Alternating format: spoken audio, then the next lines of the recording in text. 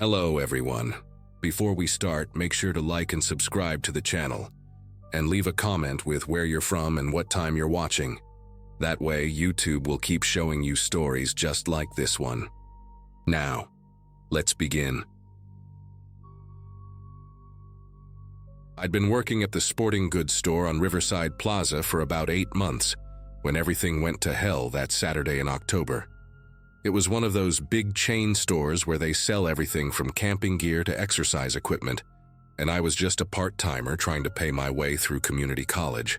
The job wasn't glamorous, but the pay was decent, and most of my coworkers were pretty chill, except for Nathan. He'd started about 2 months after me, and right from the beginning, there was something about him that made everyone uncomfortable. He was maybe 35, always wore the same faded blue polo shirt even on his days off when he'd randomly show up, and had this habit of talking to himself while he worked. Not just regular mumbling like when you're trying to remember something, but full conversations where he'd respond to things nobody else had said.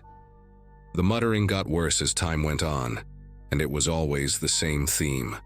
How the managers were out to get him, how they gave him the worst shifts, how they were trying to make him quit.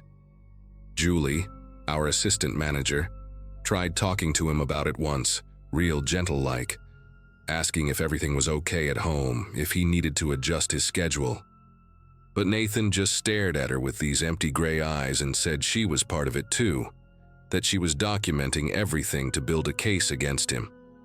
After that, Julie started scheduling herself on different shifts than Nathan, and I noticed other people doing the same.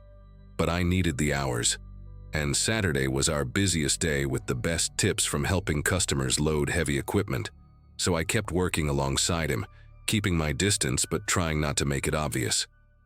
That particular Saturday started like any other October weekend. Parents buying soccer gear for their kids, hunters stocking up for deer season, the usual chaos.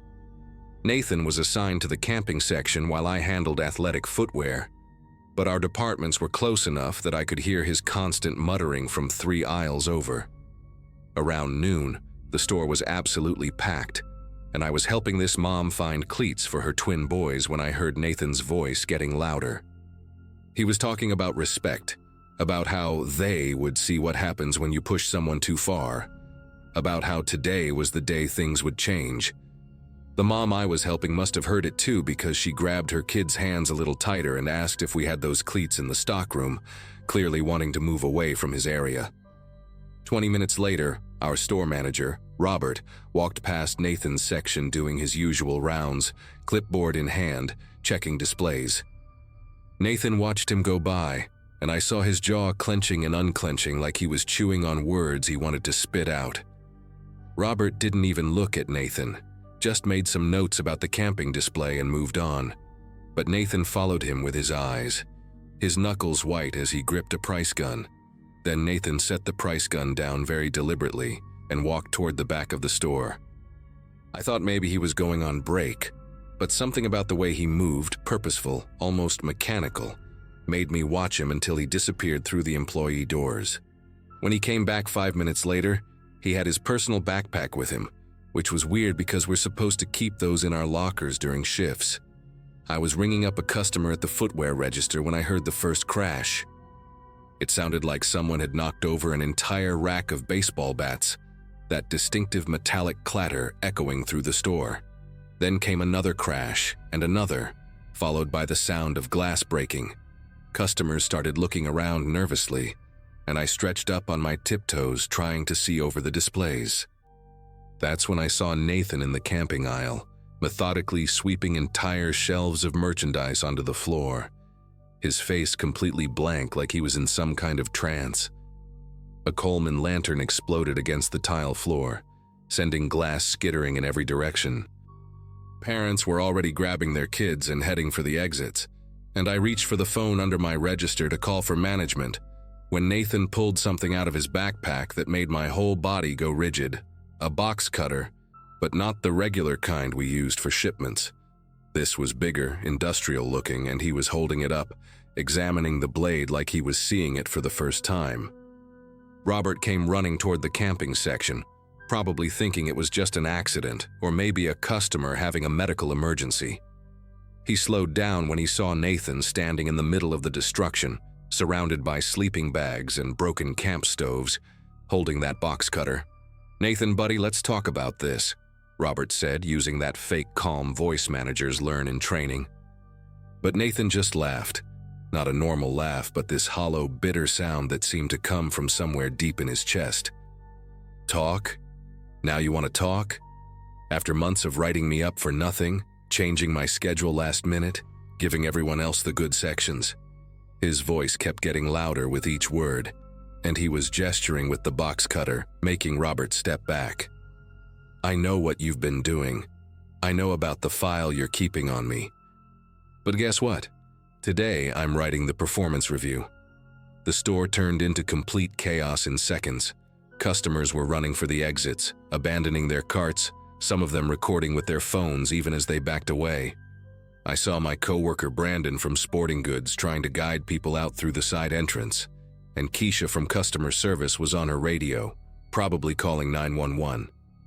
Nathan started walking toward Robert, who kept backing up until he bumped into an end cap display of protein bars. "Everyone always treated me like I was invisible, like I was nothing," Nathan said, kicking aside a tent he'd thrown on the floor. "Scheduling me alone on truck days, making me clean the bathrooms when it wasn't even my turn, laughing behind my back in the break room." He pointed the box cutter at different employees who were frozen in place watching. "Oh, I heard you all. I heard everything.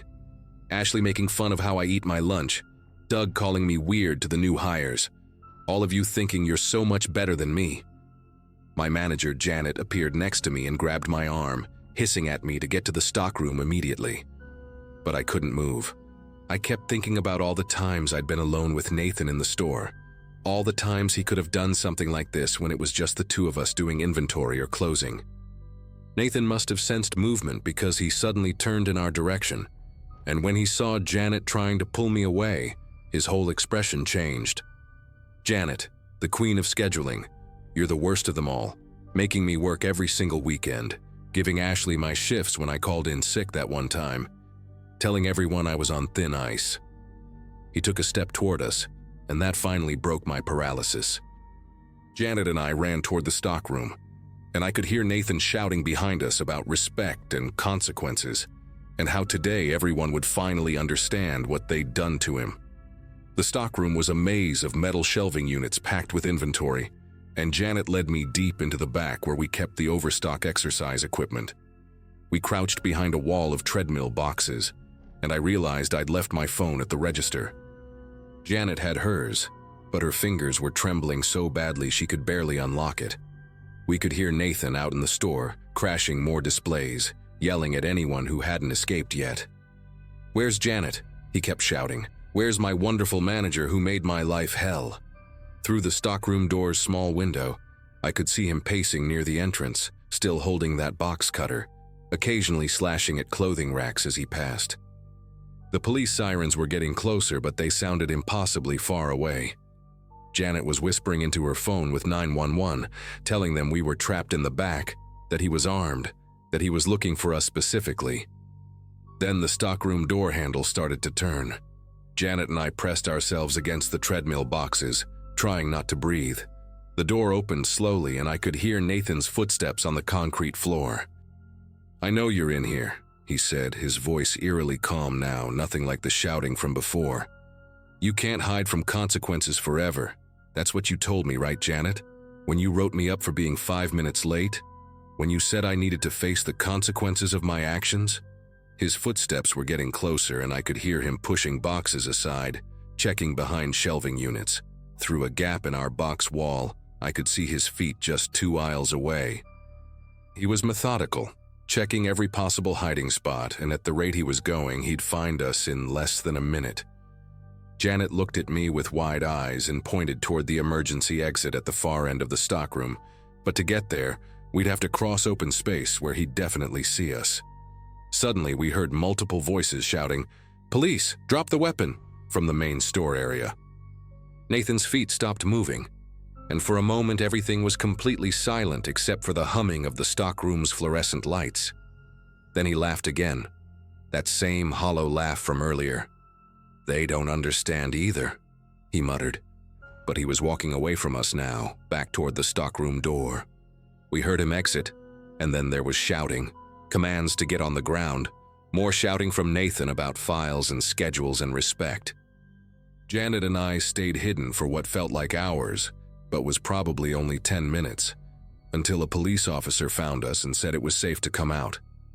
Nathan was already in custody, and as they led us through the store, I saw the full extent of the damage. Thousands of dollars of merchandise destroyed, displays overturned, that box cutter abandoned on the floor near the camping section where they'd tackled him. The store stayed closed for 3 days while corporate figured out what to do. They brought in counselors to talk to all of us, and I found out that Nathan had been keeping a journal where he'd documented every perceived slight, every imagined conspiracy against him, going back months before he'd even started acting strange at work. He'd been planning this for weeks, apparently, waiting for a busy Saturday when he could make the biggest impact. I couldn't go back to work there. Every time I tried, I'd remember that blank look on his face as he destroyed everything, the way he'd hunted for us in the stockroom. I quit 2 weeks later and got a job at a coffee shop downtown. Janet transferred to a different store in another state. The sporting goods store reopened eventually, with new staff who had no idea what had happened there. Sometimes I drive past it, and it looks so normal from the outside, all bright lights and sale signs, and I think about how quickly a regular Saturday can turn into the worst day of your life. How someone you work next to every day can be carrying around so much rage that you never really see until it explodes.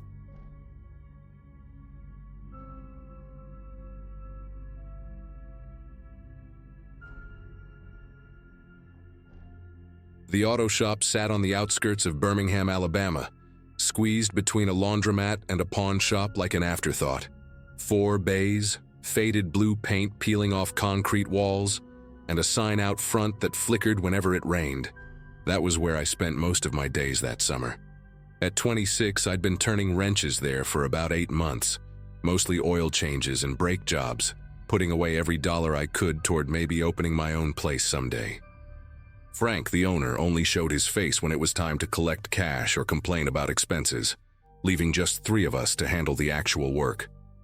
There was Carl, an older guy who kept his head down and his mouth shut, myself, and Tommy, who'd started about 2 months before that Thursday night in August when everything went sideways. The humidity that day had been brutal, the kind that makes breathing feel like drowning and turns the asphalt into a shimmering mirage. Tommy had seemed normal enough when Frank first brought him on, maybe a bit rough around the edges, but nothing unusual for our line of work. He stood about 6'2", built like a linebacker gone to seed, with these thick forearms covered in old tattoos that looked like they'd been done in someone's kitchen with a sewing needle and India ink. His face told stories you didn't want to hear. Deep lines carved around bloodshot eyes, a nose that had been rearranged more than once, and a jaw that clenched and unclenched even when he was trying to relax. But what really made you notice Tommy were his hands. Massive, scarred things with knuckles like walnuts, permanently swollen and discolored from years of connecting with things they shouldn't have. First few weeks he'd actually been decent to work with, bringing gas station coffee for everyone in the mornings, cracking jokes that were only half mean. Then around week 3, something shifted in him like a gear slipping out of place, and he started showing up reeking of Jim Beam and Marlboros, talking to himself while he worked underneath the cars. The first real incident happened on a Tuesday morning when a socket wrench went flying past my head and punched a hole through the drywall. Tommy claimed his hand had slipped, but I'd watched him wind up and throw it after struggling with a rusted bolt for all of 5 minutes. Carl just kept working on his Honda like nothing had happened, but I could see his shoulders tense up every time Tommy walked by his bay after that. The next week, Tommy got into it with a customer about a bill, voices getting louder until he was screaming about respect and how nobody appreciated good work anymore. Frank had to come down and smooth things over, gave the customer a discount just to get him out of there. But Frank didn't fire Tommy, said good mechanics were hard to find, and maybe the guy was just going through something. We all go through something, right? That's what Frank said before he left us alone with Tommy again, who spent the rest of that day slamming cabinet doors and kicking toolboxes. By the 6th week, working with Tommy felt like being trapped in a cage with a rabid dog that hadn't bitten anyone yet. He'd show up later and later, sometimes not until noon, his work clothes looking like he'd slept in them, dried vomit on his steel-toed boots that he didn't bother to clean off. The smell coming off him was something else. Not just alcohol and cigarettes anymore, but this sour, rotting smell like meat left in the sun. He'd dropped at least 20 pounds, his face going from rough to skeletal, cheekbones jutting out like knife blades under gray skin. The worst part was watching him work on cars in that condition. His hands would shake so bad he'd drop bolts into engine bays, then spend 20 minutes fishing them out while cursing under his breath, in this continuous stream of threats against people who weren't even there. One afternoon, I heard him having a full conversation with someone while working under a Chevy, but when I looked, he was alone under there, just arguing with the air about money someone owed him. That Thursday started off quiet, which should have been my first warning. Tommy hadn't shown up by lunch, and Carl and I were actually getting work done without having to dodge flying tools or listen to drunken rambling.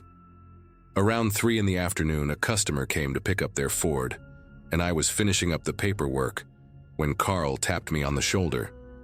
He had this look on his face like he'd just watched someone die, and all he said was, "I'm leaving. Right now. You should too." Before I could ask why, he was already grabbing his jacket and heading for his truck. Through the bay door, I saw Tommy's beat-up Silverado pulling into the lot, driving crooked, clipping the corner of our dumpster with a sound like thunder. Carl peeled out of there so fast he left tire marks. The customer took one look at Tommy stumbling out of his truck, mumbled something about coming back tomorrow, and practically ran to their car. Tommy stood in the parking lot for a good minute, swaying like a tree in a storm, one hand pressed against his truck for balance while the other hung at his side holding something I couldn't quite make out. His shirt was torn across the chest, showing a fresh gash that was still bleeding, and his left eye was swollen shut, purple and yellow like a rotten plum. He kept touching his pocket, checking for something, then looking around the lot like he was expecting someone to jump out at him. When he finally started walking toward the shop, it was with this determined, purposeful stride that didn't match how drunk he obviously was. He came through the bay door and just stood there, backlit by the afternoon sun, and that's when I saw what was in his right hand. A Ruger revolver, the kind my grandfather used to keep in his nightstand, except this one was scratched up and wrapped with electrical tape around the grip. "Hey buddy," he said, his voice thick and slurred. "We need to have ourselves a conversation about respect." The bay door started rolling down behind him, and I realized he'd hit the button on his way in. That heavy metal door coming down sounded like a coffin lid closing, cutting off the afternoon light inch by inch until the shop's fluorescent bulbs were all we had. Tommy walked deeper into the shop, using the hood of a Camry to steady himself, leaving bloody handprints on the white paint. The gun stayed pointed mostly at the floor, but his finger was on the trigger, tapping it like he was keeping time to music only he could hear. "Where's Carl?" he asked, then laughed, this wet, choking sound. "Doesn't matter. Carl's a coward. Always was. But you're still here. That means something." He stopped about 10 feet from me, leaning against a tool cabinet, and I could see his whole body trembling, not from fear but from whatever cocktail of substances was fighting it out in his bloodstream. The smell hit me full force then. Whiskey, blood, sweat, and something chemical like he'd been huffing paint thinner. "Tommy," I said, trying to keep my voice steady while my brain screamed at me to run, but there was nowhere to go with that door down and him between me and the only exit. He tilted his head at me like a confused dog, then raised the gun, not quite pointing it at me but not pointing it away either, just holding it up like he was showing it off. $40, he said. That's all I needed. $40 to make things right. And Frank said no. Said I hadn't earned it yet. 8 weeks I've been here breaking my back and he can't front me $40. He slammed his free hand on the cabinet and tools crashed to the floor. The sound echoed in the closed shop, bouncing off the concrete walls. But that's not even the real problem. The real problem is what I heard you all saying. Yeah, I heard it. Talking about me like I'm some kind of joke. Poor Tommy, drunk Tommy, crazy Tommy. His good eye was wild, darting around the shop like he was seeing things that weren't there. And maybe he was. He started pacing, dragging his feet in this shuffling walk, the gun swinging at his side. Every few steps he'd stop and stare at something. A wrench on the ground, an oil stain on the floor, the calendar on the wall with its bikini model still stuck on May even though it was August. My ex-wife.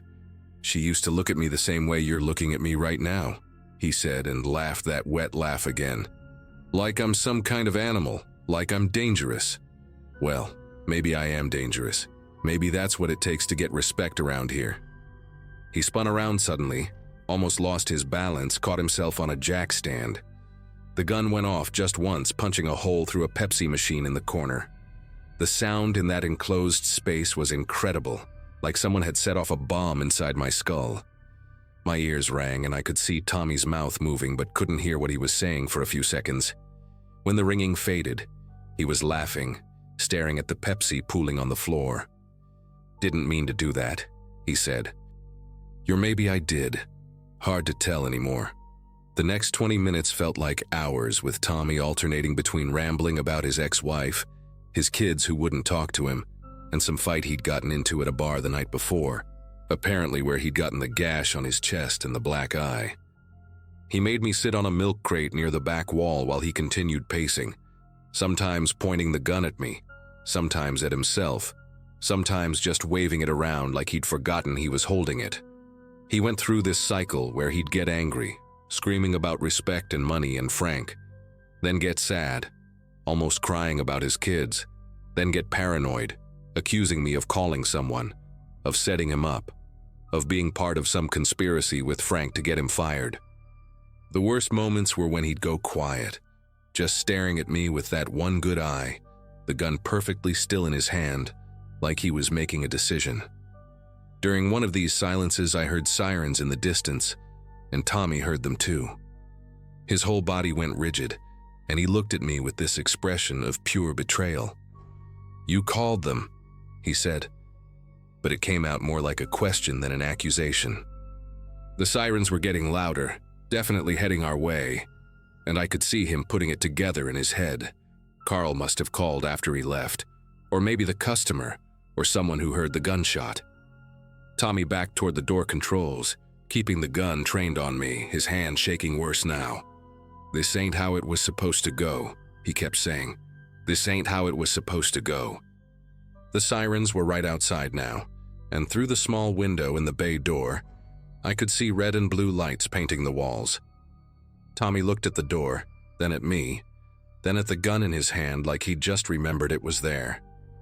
For a moment, I thought he was going to shoot me just to make a point, or maybe shoot himself to avoid what was coming.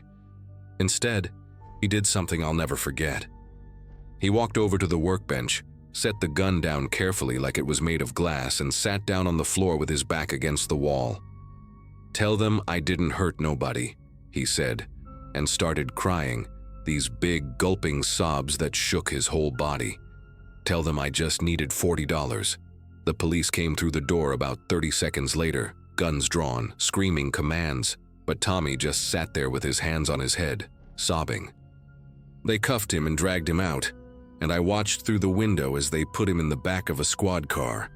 The whole thing had lasted maybe 45 minutes from when he'd first walked in, but it had felt like a lifetime.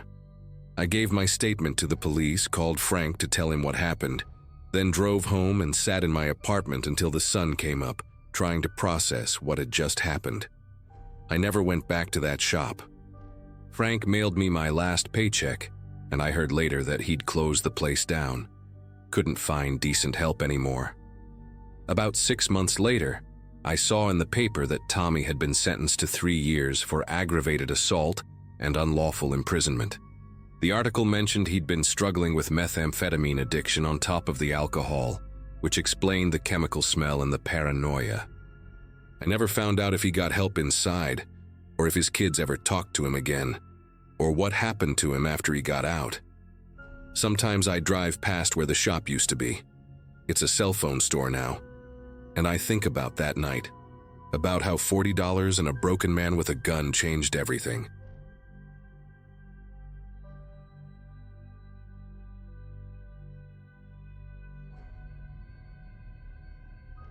The parking garage at my office building had these yellow lights that made everyone look sick, like we all had jaundice or something.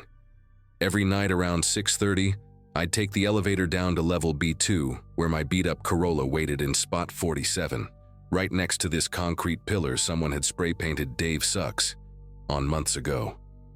The medical billing company I worked for kept us late most nights. Insurance claims don't file themselves, and by the time I'd leave, the garage would be mostly empty except for a few cars belonging to the cleaning crew. That Tuesday in November, I remember specifically because my phone had died and I couldn't listen to my usual true crime podcast on the walk to my car. I heard footsteps echoing behind me. Not unusual, except these footsteps stayed perfectly synchronized with mine. When I sped up to test it, they matched my pace exactly, like whoever it was didn't want me to know they were there. Kevin from data entry was standing next to my driver's side door, just standing there with his hands in the pockets of these khaki pants that were way too short for him, showing his white tube socks and beat-up New Balance sneakers. His face had this expression I'd never seen on him before.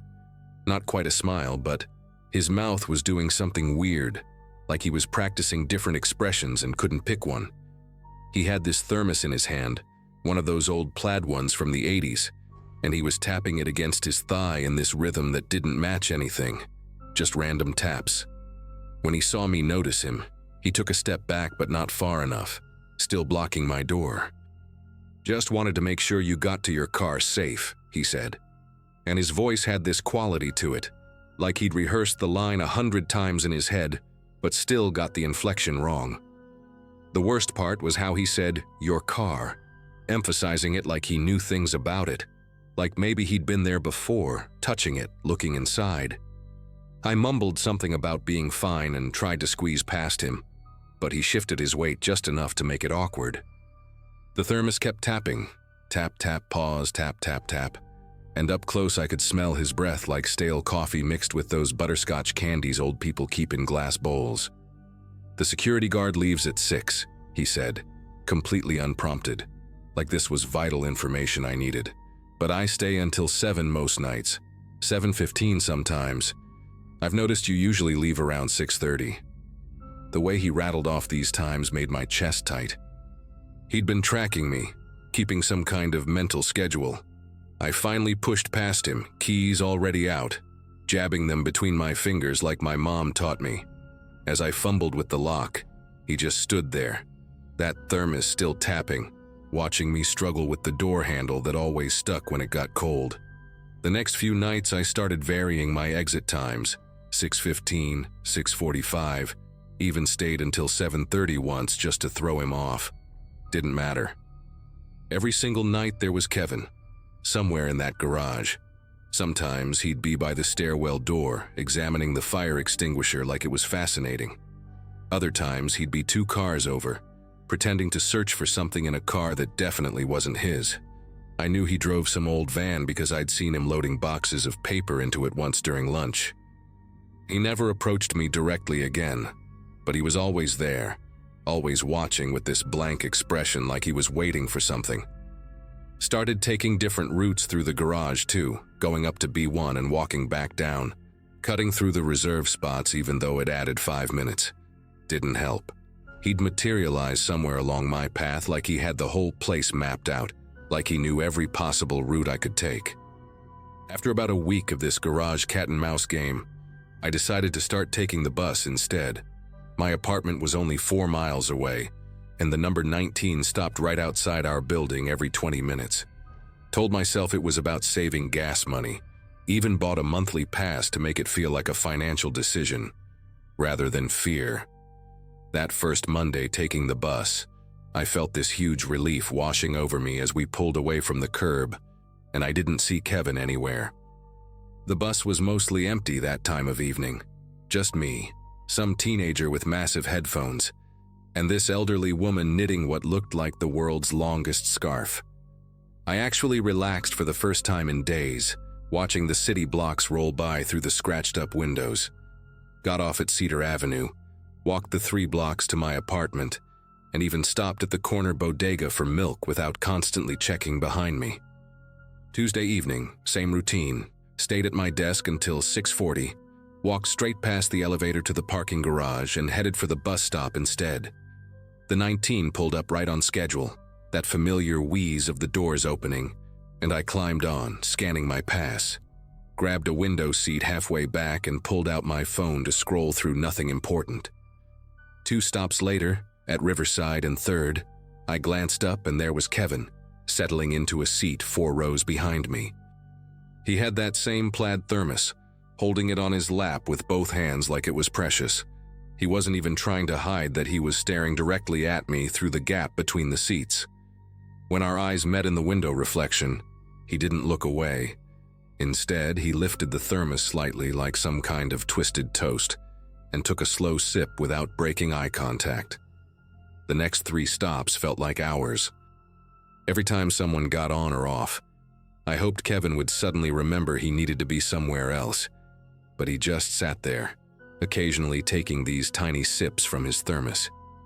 At Monroe Street, I made a split-second decision and jumped up, rushing for the back door just as it was closing.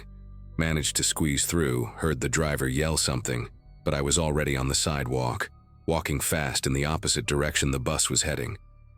Cut through the pharmacy parking lot, ducked into the laundromat, and watched through the steamy window as the bus disappeared down the street. Waited 15 minutes, then called an Uber from a fake pickup location 3 blocks away, making the driver circle around before taking me home. Cost me $18 but felt worth it. When I finally got to my apartment, I deadbolted the door and shoved a chair under the handle, something I hadn't done since my first week living alone. Wednesday morning, I went to HR. Brenda from Human Resources had this office decorated entirely with motivational posters and succulent plants that were definitely fake, but she watered them anyway. Tried to explain the situation without sounding paranoid. Kevin was following me, showing up wherever I went, making me uncomfortable. She did this thing with her face where she was trying to look concerned, but I could tell she was already mentally filing this under office drama, not my problem. Asked me if Kevin had threatened me, if he'd touched me, if he'd said anything explicitly inappropriate. When I said no to all of that, she suggested maybe he was just socially awkward. Maybe he had a crush and didn't know how to express it properly. Some people just don't understand boundaries, she said, like that made it okay. She promised to have a gentle conversation with him about professional distance. That afternoon, Kevin didn't come back from lunch. His desk stayed empty, computer screen dark, that lighthouse calendar still stuck on January 2015. For 2 days, no Kevin.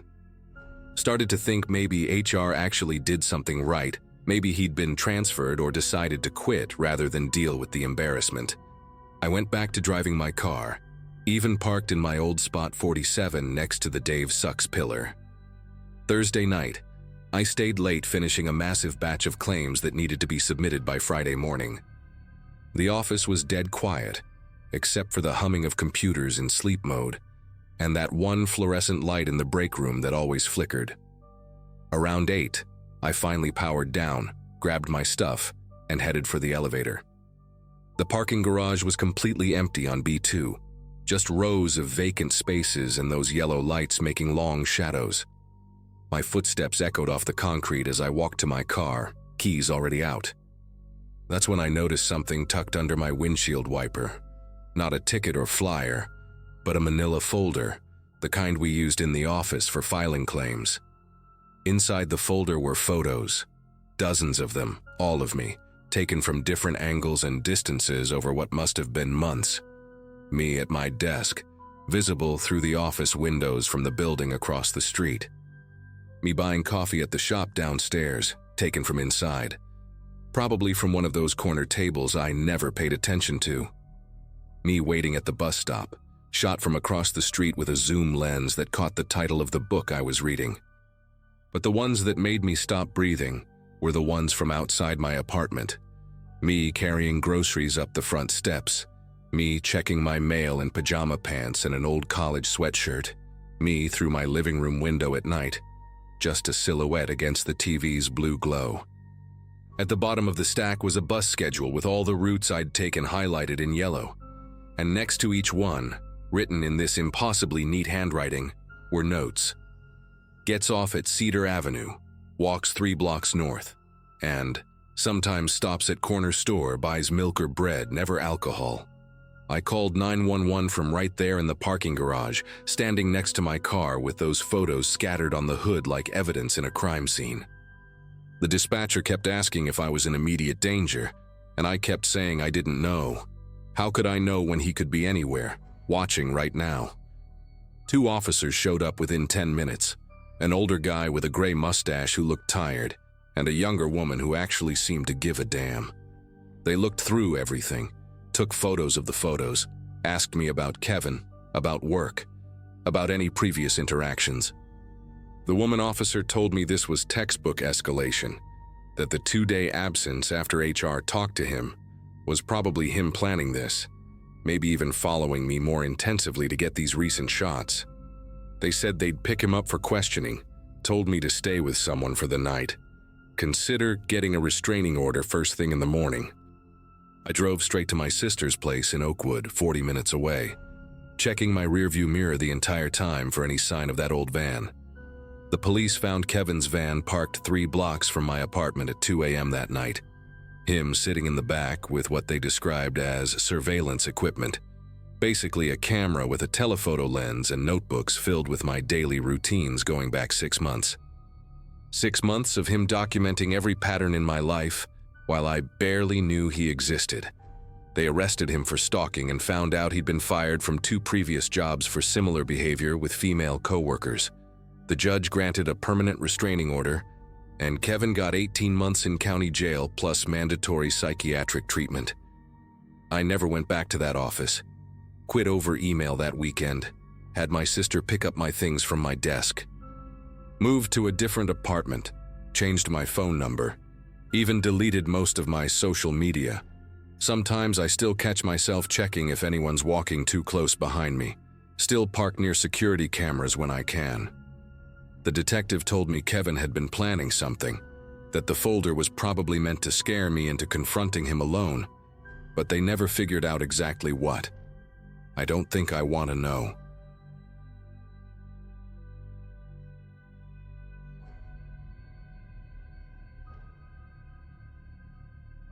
I've been driving deliveries for about 5 years now, mostly around the suburbs of Phoenix, Arizona.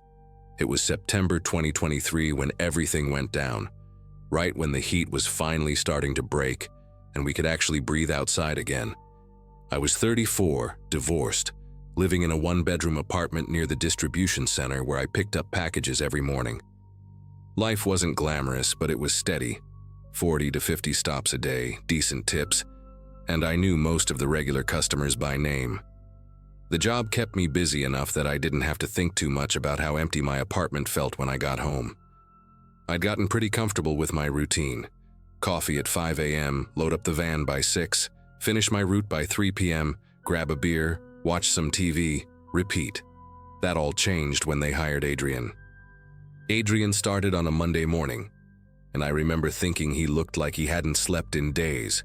He had these deep-set gray eyes that never seemed to focus on anything for too long, and this habit of rubbing the back of his neck whenever someone asked him a question. The supervisor paired him with me for training, said I should show him the ropes for a week or 2 until he got his own route. He was quiet, almost painfully so, but he worked hard, harder than most new guys. While other rookies would complain about the heavy packages or the confusing addresses, Adrian just nodded and lifted whatever needed lifting. He had these thick, calloused hands that looked like they'd seen real work, not the soft hands most people have when they start this job. When I asked where he'd worked before, he just said construction mostly, and changed the subject to ask about the best routes through the neighborhoods. We fell into this weird rhythm pretty quick. Every morning, Adrian would already be waiting by my van when I got to the depot, always wearing the same faded baseball cap pulled low and a plain gray hoodie. even when it was still 90 degrees at dawn. He'd help me load without being asked, arranging packages by neighborhood in this methodical way that actually saved us time. During the drives between stops, he'd stare out the passenger window, occasionally pointing out shortcuts I'd never noticed despite working these streets for years. The guy had this uncanny ability to remember every house after seeing it just once. He'd recall if they had a dog, where they wanted packages left, which houses had cameras. I figured he was just one of those detail-oriented people, maybe former military or something. He never ate lunch with the other drivers, always said he brought food from home, but I never actually saw him eat anything except these protein bars he kept in his pocket. After that first week, Adrian got his own route, but we still carpooled to save gas. He lived somewhere past my place, he said, though he always had me drop him off at this strip mall about 2 miles from my apartment, claiming his girlfriend picked him up there. The arrangement worked. He'd throw in $20 for gas every week, cash only, always crisp bills like they'd just come from an ATM. He started opening up a little more during those drives, told me he'd moved here from Colorado for a fresh start, that his ex had really done a number on him. Nothing too specific, just enough to make him seem like any other guy running from a bad relationship. He knew a lot about baseball, could talk for hours about stats and players I'd never heard of, and it made the morning commute go faster. The thing that should have tipped me off happened about 3 weeks in. We were delivering in this upscale neighborhood, Scottsdale area, those houses with the circular driveways and perfect desert landscaping. I'd parked to deliver a package while Adrian waited in the van. When I came back, he was slouched down in his seat, cap covering his face like he was sleeping. But I caught him watching this house across the street through the side mirror, really studying it. When I asked if he was all right, he straightened up real quick and said he thought he saw someone he knew from Colorado. Didn't want the awkwardness. Made sense at the time. People run into their past all the time in Phoenix. It's where everyone comes to reinvent themselves.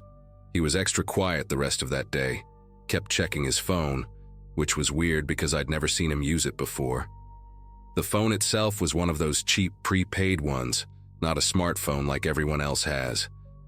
What really got under my skin was how he knew things about houses we'd never delivered to.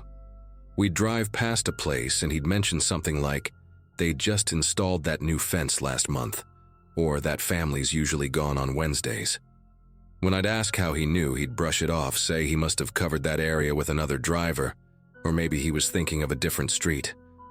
He had this way of making you doubt your own memory, like maybe you were the one misremembering things. But I started paying attention after that. He'd get antsy around certain intersections, always suggesting we take different routes when we got near the wealthy subdivisions on the east side. Said traffic was better his way, and usually he was right. But it felt deliberate, calculated, like he had a mental map of places to avoid. 6 weeks after Adrian started, I was sitting in my living room after work, half watching the local news while scrolling through my phone. They were doing this segment about a string of home invasions that had been happening over the past few months, mostly in Scottsdale and Paradise Valley, the exact areas Adrian always wanted to avoid. The reporter was talking about how the robberies were coordinated, happening when families were guaranteed to be out, like the thief knew their schedules. Then they showed the surveillance footage. It was grainy, black and white, but the guy moved exactly like Adrian. That same purposeful walk, shoulders slightly hunched forward, the way he turned his head to scan surroundings. But it wasn't until they showed a clearer image from a doorbell camera that my whole body went rigid. Even with a bandana covering the lower half of his face, those gray eyes were unmistakable. The same eyes that sat 2 feet from me every single morning in my delivery van. I must have rewound that news segment 15 times, comparing every detail. The height was right, the build was right, even the way he held his hands when he walked matched perfectly. The reporter said the suspect was considered armed and dangerous, linked to at least 12 robberies where he'd stolen cash, jewelry, and electronics worth over $200,000. In one case, a homeowner had come back early, and the suspect had beaten him so badly He spent 3 days in the ICU. They mentioned the FBI was now involved because the crimes crossed state lines. Apparently, similar robberies with the same MO had happened in Colorado before stopping abruptly 4 months ago, right around the time Adrian said he'd moved to Phoenix. I sat there in my dark apartment realizing I'd been driving around with this guy for 6 weeks, that he knew where I lived, that tomorrow morning he'd be standing by my van like nothing was wrong. I didn't sleep that night.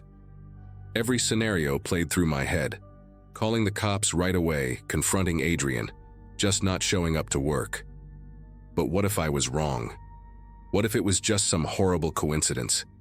And even if I was right, this guy knew my routine, knew my address, had been in my van dozens of times. Around 3 a.m., I decided I'd act normal, go to work, and call the police once I was safely away from him. My phone was fully charged. I had the FBI tip line number saved, and I'd even written down all the suspicious things I'd noticed about him in case my mind went blank. When my alarm went off at 5, I was already dressed, had been for an hour. The drive to work felt surreal, like I was watching myself from outside my body.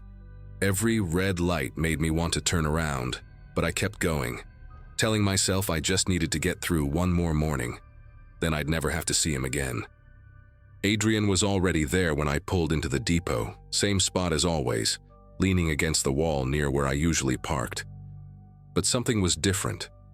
He wasn't wearing his usual gray hoodie. Instead, he had on a black jacket I'd never seen before, and he kept his hands in the pockets. When he saw me, he pushed off the wall and walked over, but instead of his usual half-hearted morning greeting, he looked me straight in the eyes and said, "We need to talk." His voice was different too, lower, more controlled.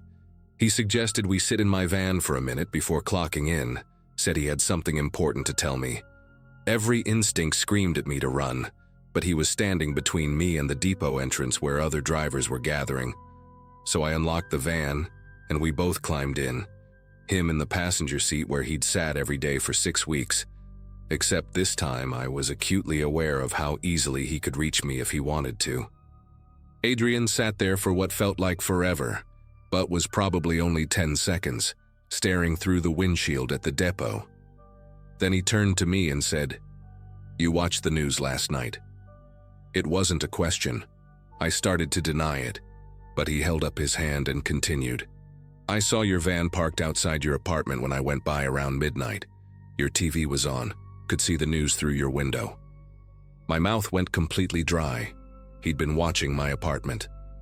He pulled his hands out of his pockets, empty thankfully, and rubbed his face like he was exhausted.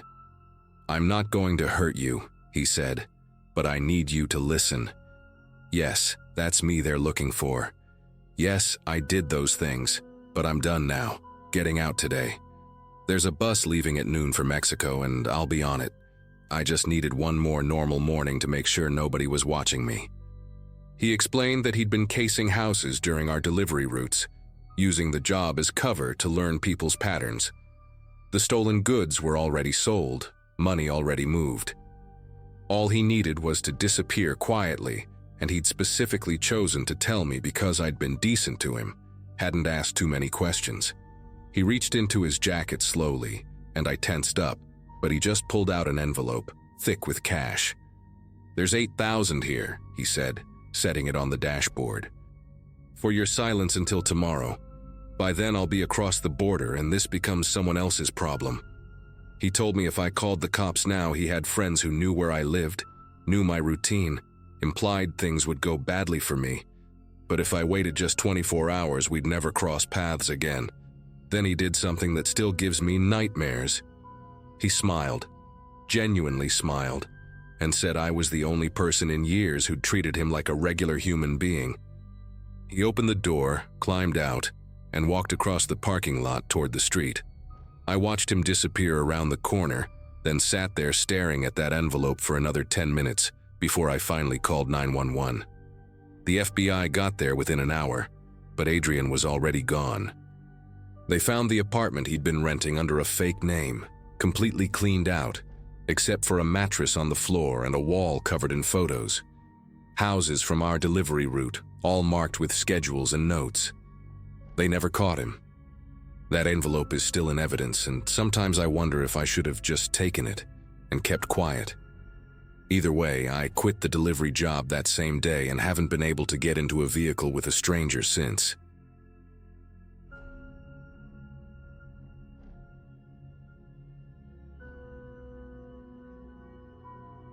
The fluorescent lights in Mercy General's East Wing always flickered between 1 and 3 a.m.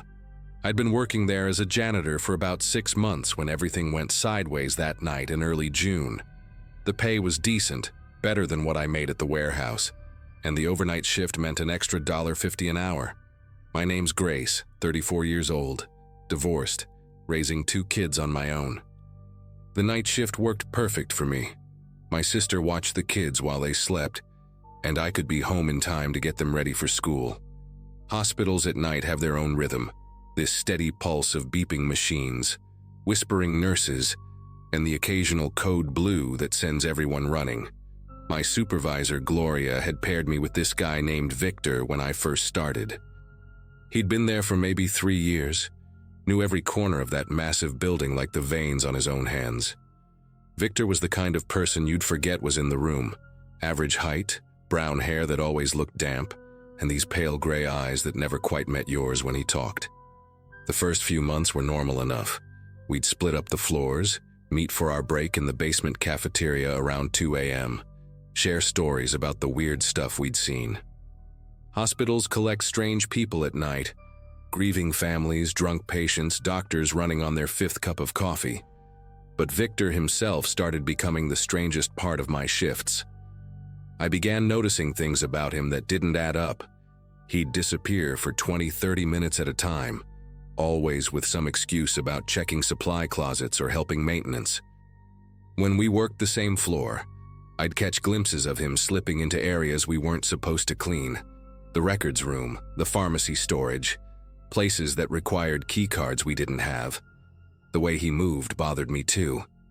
Everyone else's shoes squeaked on those polished floors, but Victor glided through the hallways like smoke. What really got me thinking was the camera thing. Every hospital has security cameras everywhere. In the hallways, near the elevators, by the nurse stations. One night I was mopping the 3rd floor cardiac unit when I noticed Victor doing this weird dance down the hallway.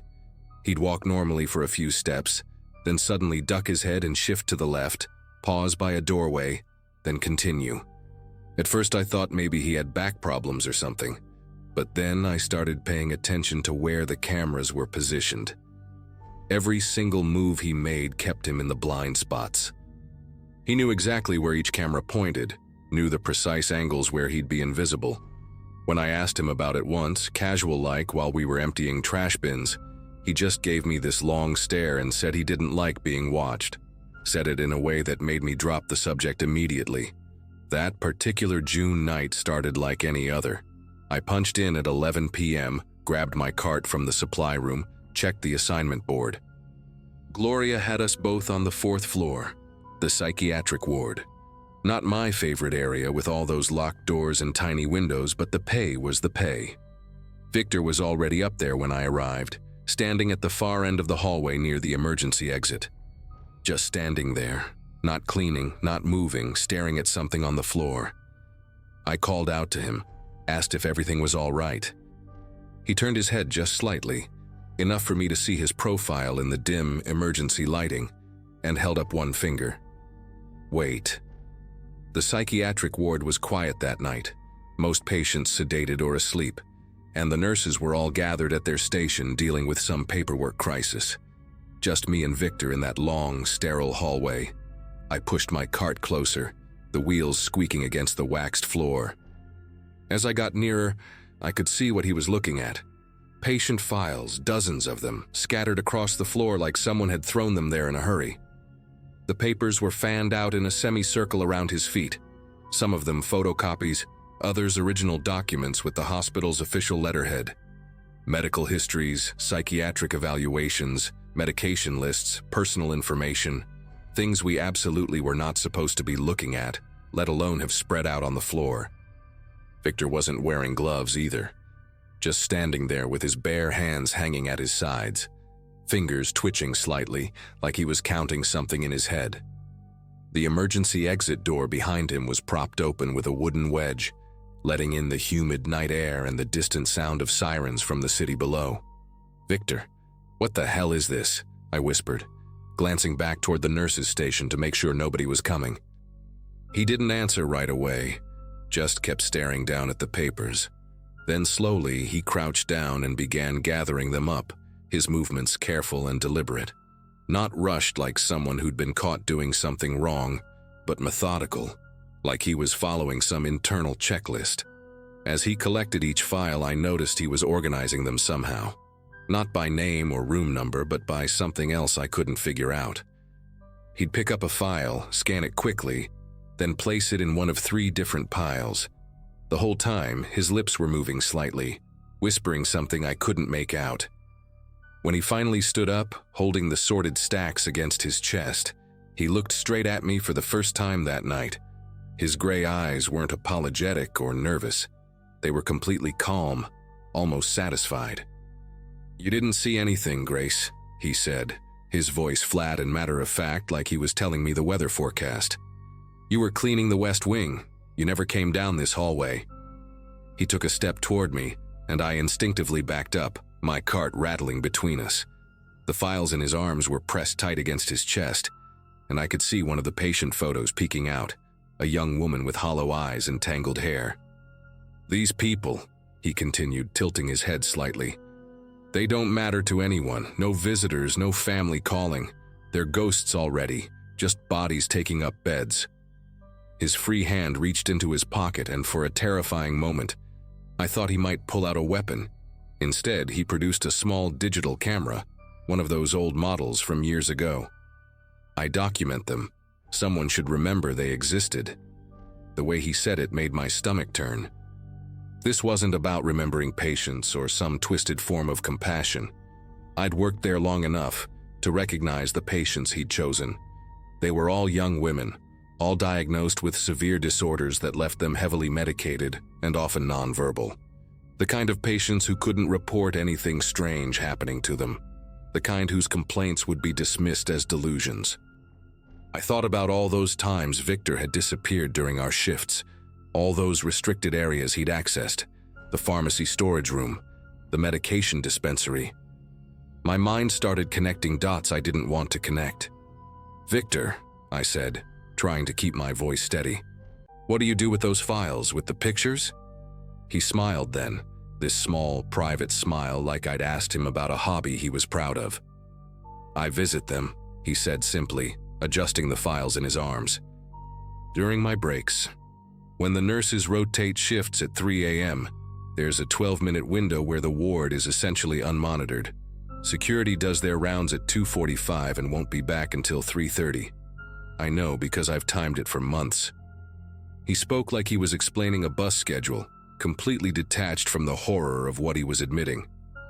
"The medications they're on, Haldol, Thorazine, Ativan, at the doses they receive, they can't form new memories anyway. Even if they could speak, they wouldn't remember." He pulled out one specific file from his stack, holding it up. "Room 4B, I knew that patient. Maria, admitted 2 months ago, no family listed, severe catatonic episodes. She had an episode last week, scratched her own arms until they bled. At least that's what the report says." The implications of his words hit me like ice water. Those scratches, those unexplained bruises the nurses sometimes found on patients, the sudden behavioral changes dismissed as part of their conditions. How long had this been happening? How many night shifts had I worked while Victor was doing God knows what to these helpless people? I wanted to run, to scream, to alert the nurses, but we were alone in that hallway, and Victor stood between me and both exits. The emergency door behind him led to a stairwell that was locked from the outside at night. The only way out was past him, toward the nurses' station. "I should get back to work," I said, gripping my mop handle tighter. "The West Wing won't clean itself." Victor shook his head slowly, taking another step forward. "No, Grace, we need to understand each other first. You have 2 kids, Lily and James, right? They go to Riverside Elementary. Your sister watches them at your apartment on Bower Street, Unit 4C. The threat was crystal clear. My whole body went rigid, but I forced myself to stay calm, to think. Behind Victor, down the hallway, I saw a shadow move near the nurses' station. Someone was coming. Victor must have sensed my shift in attention because he glanced back quickly. It was Dr. Harrison, the night attending, walking our way with a clipboard. Victor's entire demeanor changed in an instant. He tucked the files under his arm casually, pulled his cleaning supplies from his cart, and turned to me with a completely different expression. Tired, friendly, normal. "Hey Grace, can you help me with the supply closet inventory when you're done?" he said loudly enough for Dr. Harrison to hear. The doctor passed us with barely a glance, heading toward the locked ward at the far end. As soon as he was out of earshot, Victor's face returned to that cold, calculating expression. "You're smart, Grace. Smart enough to know that nobody would believe you anyway. A janitor accusing another janitor with no proof, just your word against mine. I've been here 3 years. Perfect record. I help the nurses, volunteer for extra shifts, never complain." He was right, and that was the worst part. Who would believe me?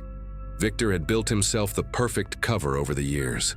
The helpful, quiet janitor who knew the hospital inside and out. Meanwhile, I was the new one. The single mom desperate for work. The one who'd had that dispute with Gloria last month about my schedule. But I couldn't let him continue hurting those patients. As he walked past me toward the supply closet, still carrying those files, I made a decision. I waited until he was inside, then quickly walked to the nurses' station. The head nurse, Pamela, was there finishing paperwork. I told her there'd been a water leak in the supply closet, that we needed maintenance immediately. She called them without question. Then I went to the bathroom and used my phone to take photos of everything I could remember. The times Victor had mentioned, the room numbers, Maria in 4B. I texted them to my sister with a message. "If anything happens to me, send these to the police." When maintenance arrived, they found Victor in the supply closet with the patient files. He tried to explain them away, said he'd found them in the hallway and was storing them safely until he could return them. But maintenance had to follow protocol. Any breach of patient confidentiality meant calling security and the night administrator. While they questioned Victor, I went to check on Maria in room 4B. She was awake, staring at the ceiling, her arms bandaged from those self-inflicted scratches.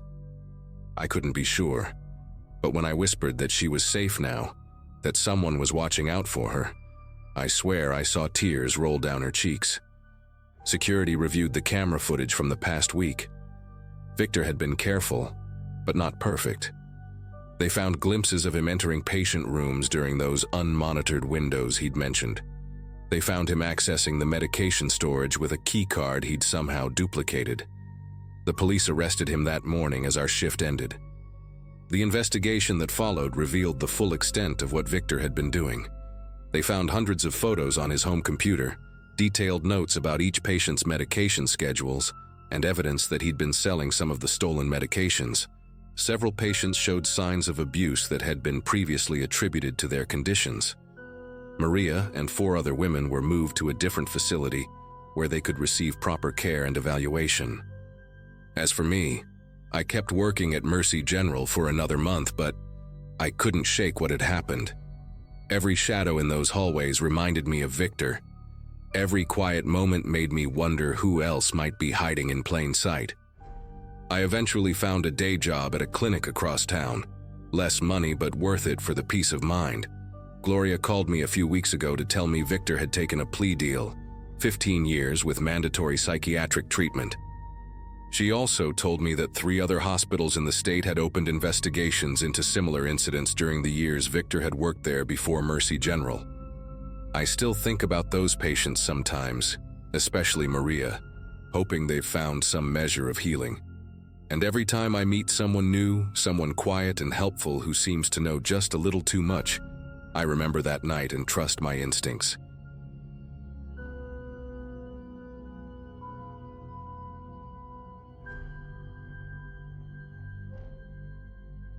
The distribution center hired me 4 months ago, right after my buddy told me they were desperate for night shift workers. The pay covered my rent and then some, which meant no more sleeping on couches or splitting a bathroom with 3 other people. My shift ran from 4 p.m. to midnight, perfect for someone who hated mornings anyway. Hit the gym around noon when only the retirees were there, grabbed groceries without fighting the after-work crowd, still had time to game before heading in. The warehouse itself was massive, probably the size of 3 football fields, with towering metal shelves that seemed to stretch forever under those harsh fluorescent lights. Most of the crew were guys around my age, all there for the same reason: decent money without needing a degree or wearing a tie. There were maybe 6 or 7 women scattered across different departments, and that's how Diane ended up in my orbit, though calling it that makes it sound like I noticed her first. Diane worked inventory control, which meant she was constantly roaming the warehouse floor with her tablet, scanning barcodes and updating counts. She had this distinctive auburn hair that caught the light in strange ways, sometimes copper, sometimes almost rust-colored, and these oversized tortoiseshell glasses that made her eyes look bigger than they probably were.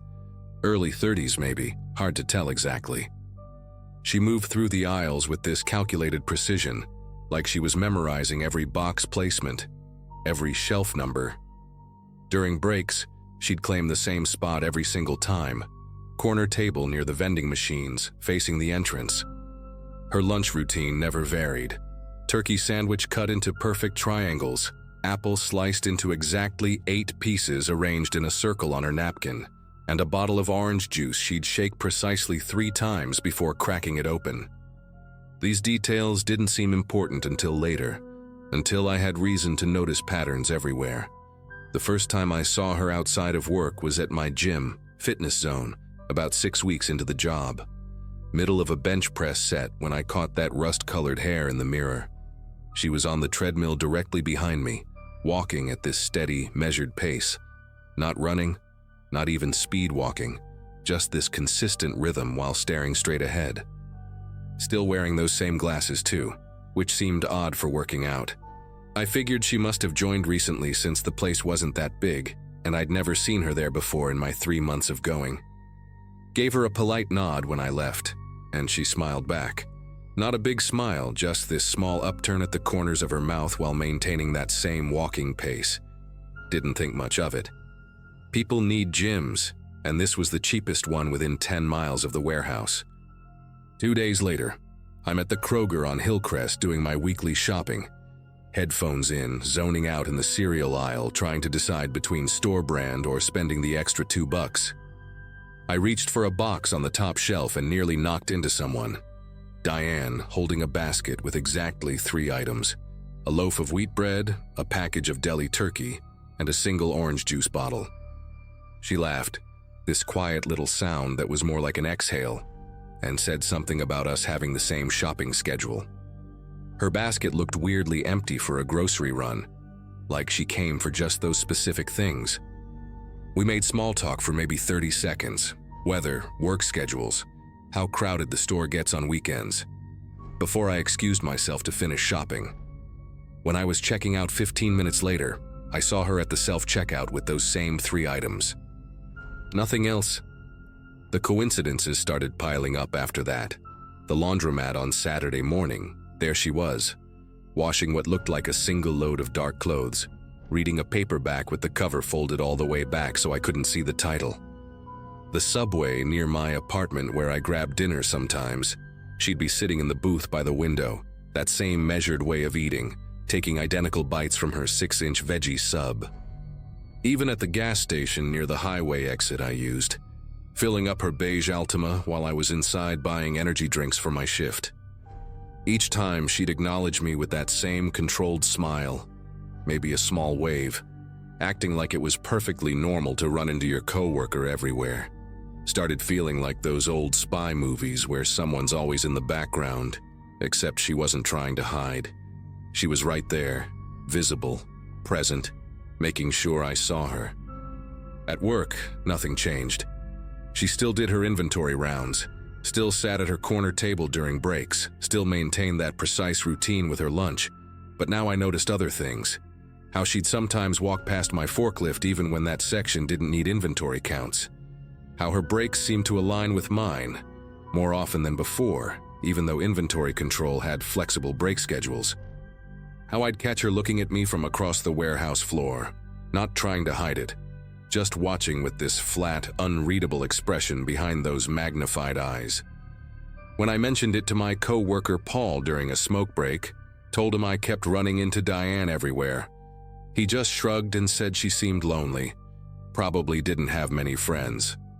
But lonely people don't show up at your gym, your grocery store, your laundromat, and your gas station all within the span of a week. Then came the night I found her in my apartment complex parking lot. I'd just pulled in around 12:45 a.m. after my shift, exhausted and ready to crash, when I saw that beige Altima parked 3 spaces down from my usual spot. She was sitting inside, engine off, interior light on, writing something in a small notebook. My complex had 40 units and visitor parking on the other side, so there was zero reason for her to be in the residence section. I sat in my car for a solid 5 minutes waiting to see what she'd do. She just kept writing, occasionally looking up at my building, then back to her notebook. Finally, I got out and walked past her car pretending to check my phone. She didn't try to duck or hide, just looked up at me through the windshield and gave that same small smile. I kept walking, went inside and watched from my second-floor window. She sat there for another hour before driving away. I started changing my routines after that. Different gym times, shopping at the Target across town instead of Kroger, taking alternate routes home from work. For about a week, it worked. No Diane sightings outside the warehouse. I actually started to relax, thinking maybe I'd overreacted. Maybe it really had been coincidences. Then on a Friday morning, I came out to my car to find a folded piece of paper tucked under the windshield wiper. My first thought was a parking ticket, but the lots here don't have any restrictions. The paper was this cream-colored stationery, the expensive kind with texture you can feel. Unfolded it to find 7 words written in very neat, very precise handwriting. Why are you avoiding me, D? My apartment complex has security cameras at the entrance, but maintenance told me they'd been broken for months when I asked to see the footage. I took the note straight to HR that same afternoon, along with a written list of every time I'd seen her outside of work. The HR manager, a tired-looking woman named Carol, read through everything while tapping her pen against her desk in this irregular rhythm that made me anxious. She asked if Diane had made any threats, if she'd tried to enter my apartment, if there was any physical contact. When I said no to all 3, she gave me this look like I was wasting her time. Said she'd have a conversation with Diane about maintaining professional boundaries, but without any direct threats or harassment at work, there wasn't much else she could do. Suggested I file a police report if I felt unsafe. The cops were even less helpful. Told me that shopping at the same stores and going to the same gym didn't constitute stalking, especially since we worked at the same place. The younger officer actually chuckled and said I should be flattered by the attention. That night at work, Diane acted like nothing had happened. Same routine, same patterns, same precise movements through the warehouse. But during break, instead of her usual corner table, she sat 2 tables away from me and Paul. She didn't say anything, didn't look at us, just ate her perfectly arranged lunch, while reading that same paperback with the bent back cover. Paul kept trying to make conversation with me about the game last night, but I couldn't focus on anything except the sound of her chewing. These small, deliberate bites that seemed louder than they should be. When break ended, she stood up, walked past our table, and dropped another folded piece of paper next to my energy drink. Same cream-colored stationery. This time it said, "Carol called. I'm sorry you feel uncomfortable. I just thought we were becoming friends. Can we talk after shift?" I looked up to respond, but she was already walking away, that measured stride carrying her back into the maze of inventory shelves. I didn't wait for her after shift. Instead, I practically ran to my car the second midnight hit, drove home checking my mirrors constantly, and deadbolted my door behind me. Around 2 a.m., I heard footsteps in the hallway outside my apartment, Slow, deliberate steps that stopped right outside my door. No knock, no sound, just this presence I could feel through the cheap wood. I held my breath, watching the shadow under the door gap stay perfectly still for what must have been 10 minutes. Then the footsteps resumed, walking away down the hall. I didn't sleep that night, just sat on my couch with a baseball bat across my lap and my phone ready to dial 911. The next morning, there was another note slipped under my door. "You left so quickly. I brought you coffee, but you weren't available. It's getting cold outside. You should wear a jacket. I notice you never dress warm enough. D." The thing that got me was that last line. She'd been watching me close enough to notice what I wore to work every day.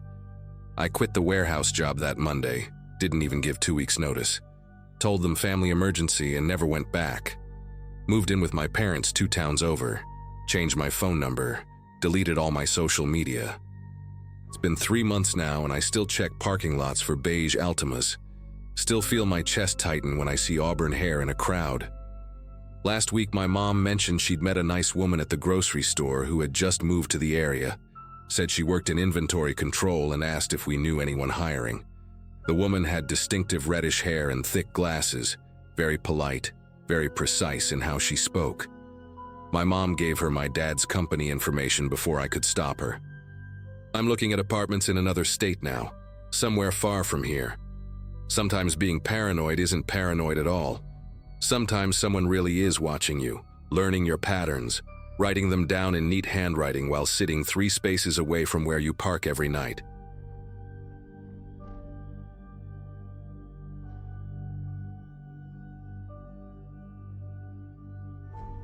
Every morning at Bean and Leaf, the barista would have my oat milk latte ready before I even reached the counter. That's how predictable my routine had become after 2 years at the law firm. Same coffee shop, same drink, same booth by the window where I'd review case files before heading to the office. The place was tiny, maybe 8 tables total, walls covered in local art that changed every month, and it had this worn wooden floor that creaked in all the right places. Most mornings I was alone except for the regulars. A guy who did crosswords in pen, a woman who brought her laptop and typed furiously for exactly 1 hour, and the owner's ancient beagle who slept by the door. But that morning in March, when I walked in and saw Stephen from the litigation department sitting in my booth, something in my chest tightened. He wasn't doing anything wrong, just sitting there with his phone and a black coffee, but seeing him in my space, my morning sanctuary, made me want to turn around and leave. Stephen had this way of existing that took up more room than his body actually occupied. He'd transferred from our downtown branch 6 months earlier, and while everyone else at the firm seemed to fade into the beige walls and gray carpeting, he somehow always stood out. Not in a good way, more like when you notice a picture frame hanging slightly crooked and can't stop staring at it. He wore these brown suits that made a swishing sound when he walked, always carried a leather messenger bag that looked older than me, and had this habit of humming under his breath, these tuneless little melodies that would get stuck in your head for hours. The litigation department was on the 3rd floor. I worked on the 5th handling real estate contracts, so for months our paths rarely crossed beyond the occasional elevator ride. But lately, he'd started appearing everywhere. At the printer when I needed copies, by the water cooler during my breaks, even at the sandwich shop across the street where I usually grabbed lunch. At first, I told myself it was coincidence. Chicago's a big city, but office workers tend to stick to the same spots, right? The coffee shop encounter could have been random. Maybe he lived nearby or had an early meeting. When he started commenting on my clothes, I tried to brush it off as awkward small talk. "That's a nice cardigan. Really brings out the green in your eyes," he'd said one day by the copy machine, standing close enough that I could smell the stale coffee on his breath mixed with something minty, probably gum he'd been chewing too long. Another time, while waiting for the elevator, "Those shoes look comfortable. I bet you walk a lot." I walk too, especially in the mornings. Clears my head. Each comment came with this intense stare, like he was memorizing my face, and he'd lean forward slightly when he talked, closing the distance between us inch by inch until I'd have to step back or sideways to breathe properly. The pattern became impossible to ignore by the third week.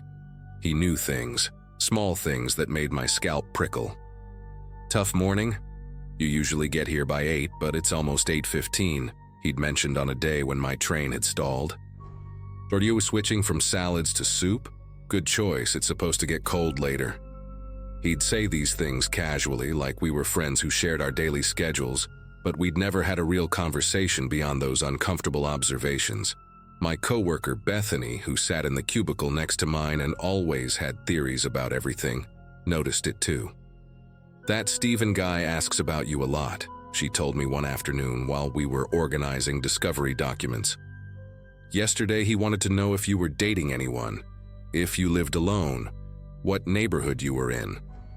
I told him I didn't know, but he kept pushing, saying he wanted to recommend a good restaurant near you. That particular day started with him already at Bean and Leaf when I arrived at 7:15, earlier than my usual time, because I'd woken up anxious and couldn't fall back asleep. He was sitting in a different booth this time, one that faced the door, and when I walked in, he raised his coffee cup like we had planned to meet there. "Great minds think alike," he called out, loud enough that the barista looked up from the espresso machine. I grabbed my drink and left without sitting down, my appetite completely gone. The walk to the office usually took 12 minutes, but I took a longer route through the park, checking behind me every block or so. The morning was foggy, the kind where sounds carry weird and footsteps echo, and I kept thinking I heard that swishing sound his suit made. By the time I got to my desk, my shoulders ached from tension, and my coffee was cold.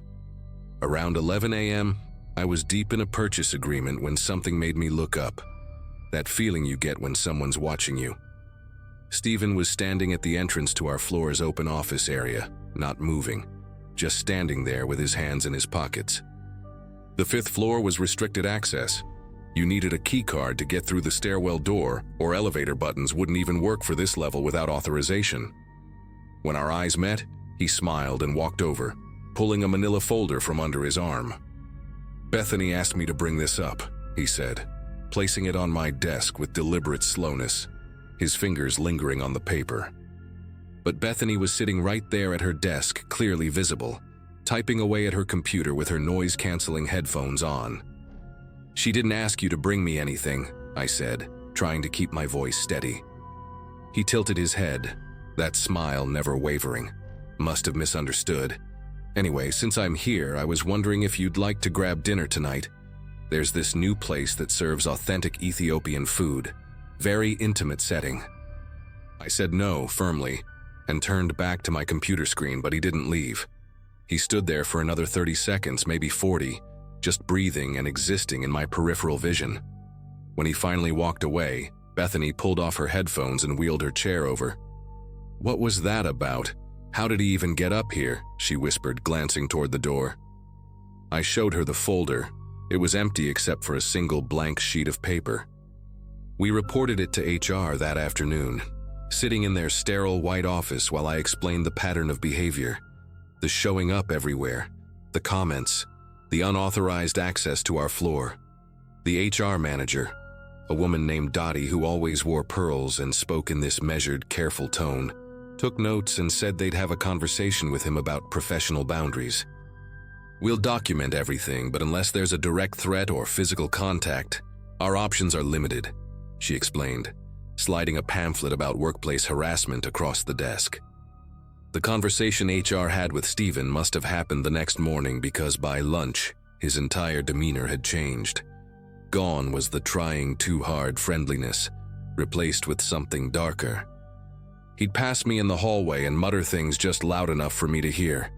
"Some people can't take a compliment," or "paranoid much?"